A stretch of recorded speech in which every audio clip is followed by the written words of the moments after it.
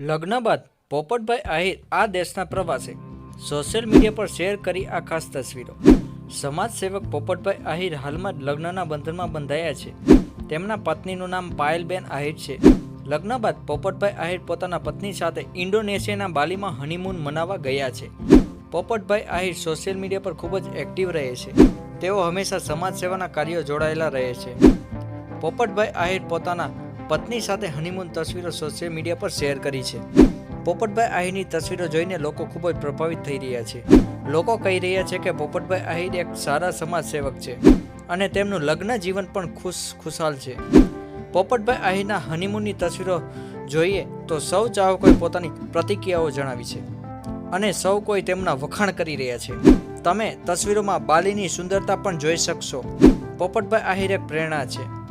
તેમના જીવનમાં સફળતા મેળવવાની ઈચ્છા અને સમાજની સેવા કરવાની ભાવના એ બંને સાથે જોવા મળે છે।